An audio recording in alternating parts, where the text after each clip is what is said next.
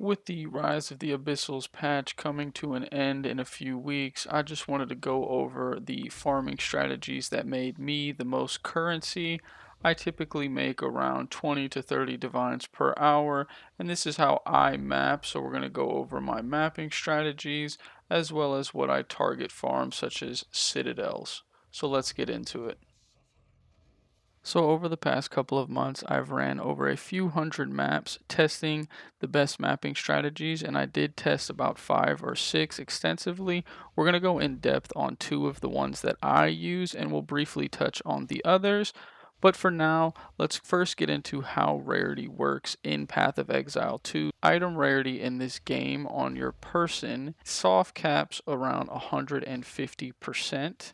For these tests, I ran it with my warrior. My warrior has 152%, and this is typically what I like to stay at on most of my characters just to hit the soft cap. Now, the item rarity on maps and tablets has no cap, so there is no sort of soft cap. So the more item rarity, the better, as well as you want to combine that with rare monsters because rare monsters are what drop high tier loot because monsters have their own rarity.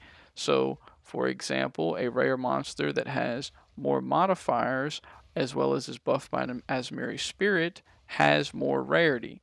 So there are 3 different sets of rarity. We have the rarity on your person, rarity from your map, and rarity from a monster. All 3 of these sources of rarity are multiplicative. I'm not going to get into too much about that as the community has done some testing to prove this, but they are multiplicative. So the more rarity from each of these sources really will give you, juicier loot. So for what I do typically on most of my maps is I just run rare monsters and item rarity. These maps are easy and quick to make.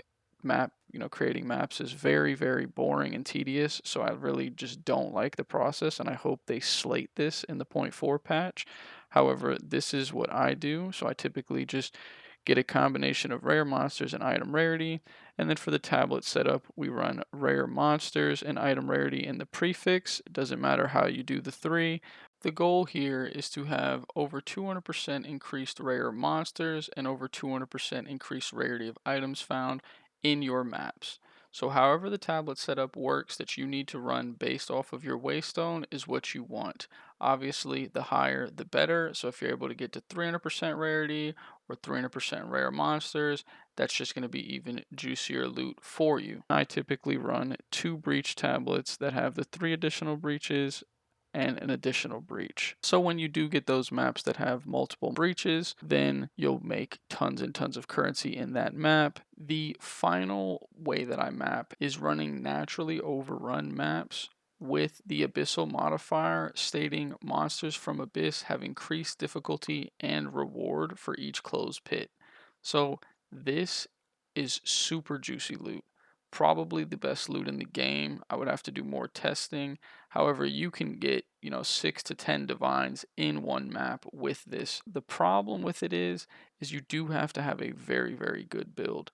Even on my warrior, like you can see in these clips here, that I was having some difficulties and some of these bosses would one-shot me. Because when you get to the final pits, these bosses are tier 4 pinnacle bosses.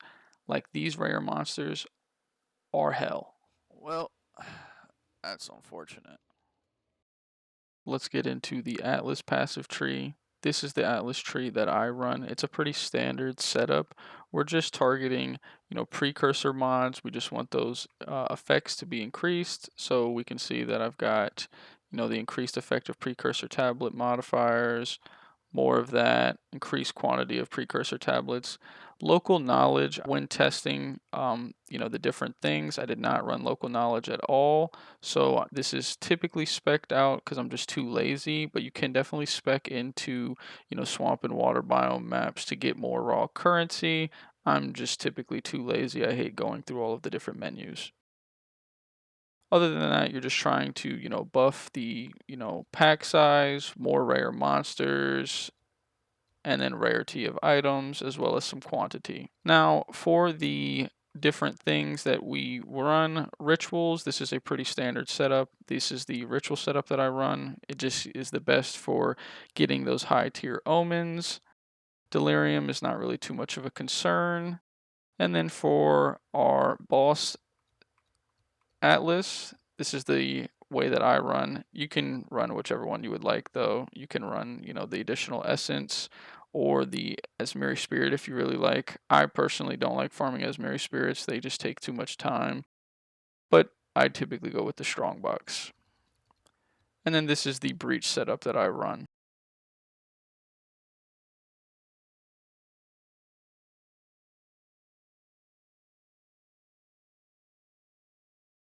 Alright, how I map. So typically I just do grand project to get to every single tower, and then I focus corrupted zones as well as citadels. So we can see I've got 2 citadels here, and then let's just go to the other side because I know that I have a corrupted.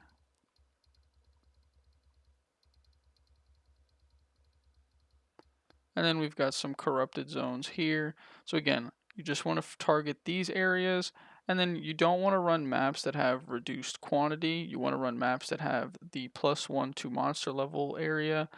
You also don't want to run maps that have increased gold found or anything else increased other than items, because this will decrease your currency drops. So you don't want to run anything like that. But again, cleanse maps and corrupted nexuses, these are super juicy. They give you very nice loot. And then I also like to target citadels along with our deadly map bosses.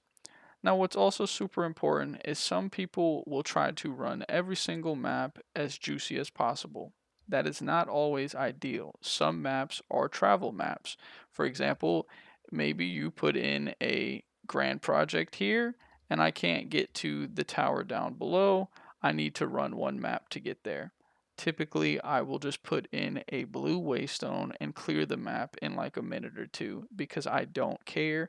I will run through everything as fast as possible, and it's just a travel map. Now, this is also important when noting which map you're running. So we have the step map, we have spring. Some maps are better than others. Like Ice Cave, for example, is a terrible map. I never like to run that map, so I typically just put it as a travel map if I have to run it, and I just zoom through it.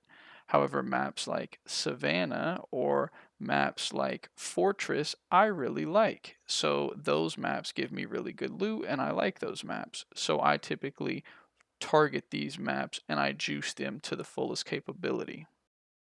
Now let's talk about farming citadels. So when farming citadels, you basically just want to take the grand projects and you want to path towards them as best as you can. Typically, I save them until I have a bunch of them all at once, so I change my atlas tree. So this is the atlas tree that I run. It's basically just increasing the waystone drop percentage.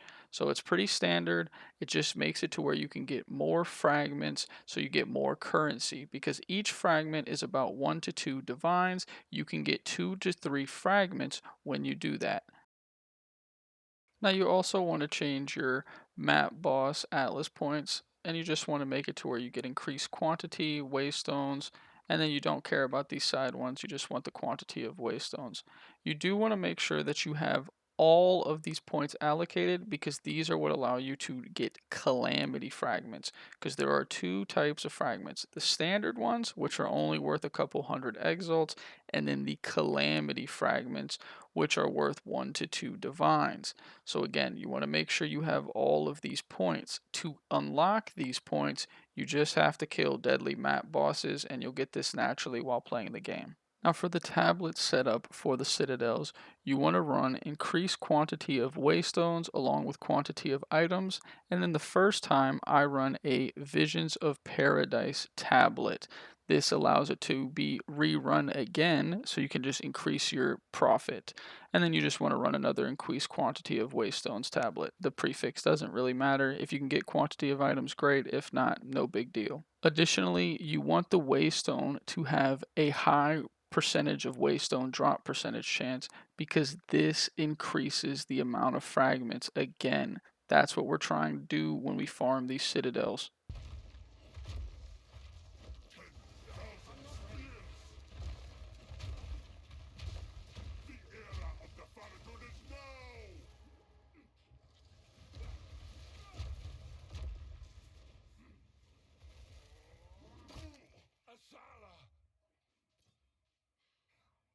This is not over. Not yet. Crafting these maps is a pain, so hopefully they change this in the point 4 patch. However, rare monsters and rarity having them on your waystones will remain the same. But let's show how to craft these maps.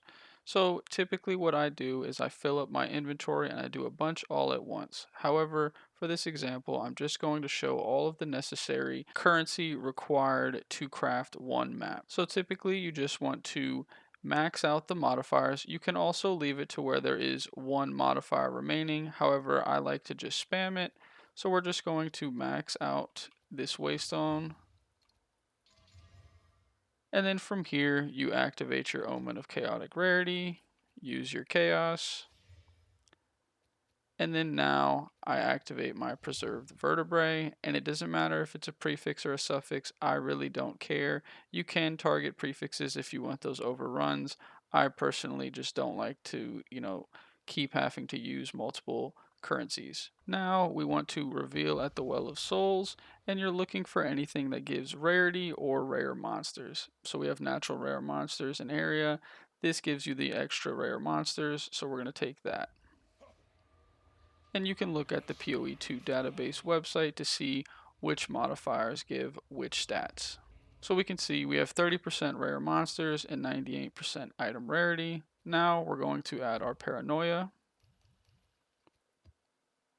and then we instill. Simple, quick, easy. This is how I like to make my maps. They're easy to make, don't really have to go into too much looking at different modifiers and focusing certain things. Now for the Citadel maps, I don't do anything special. I just fully exalt them all. And then if the waystone drop chance, for example, like this one has 90%, I then add the delirium of envy. So we'll add the delirium.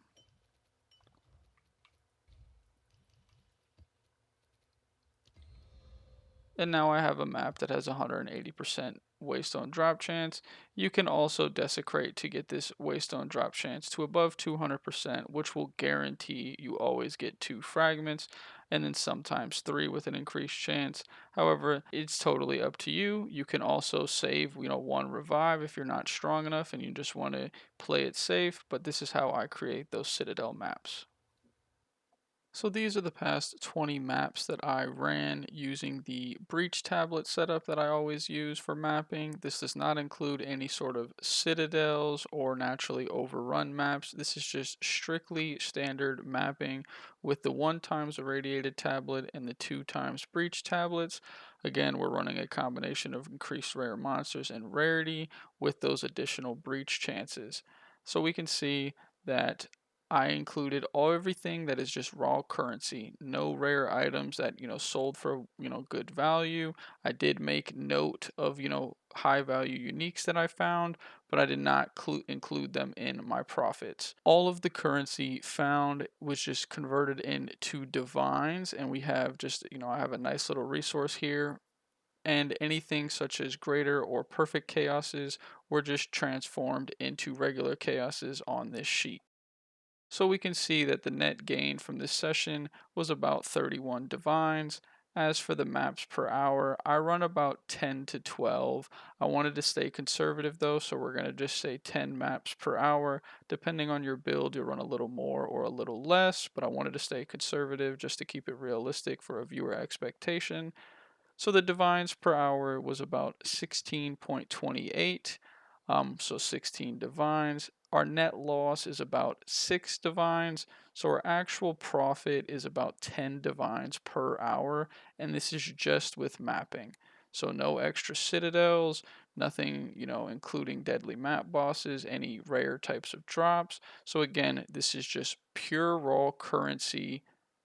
We made 10 divines per hour. Again, I did test the overrun maps. I just didn't really like the setup for those, and they just sell for a divine as it is, and it just really didn't seem the best bang for my buck. This makes me a lot of currency while also farming citadels. So when you combine the two, you can really, really, make extreme profits per hour while you're mapping. That's all for today, and I hope you learned something. In the next one, we'll probably talk about Sekimas and how you can run that for profit and totally juice that out. Furthermore, we'll probably be theory crafting some league starter builds so everyone can be ready for the point 4 patch, but I'll catch you in the next one.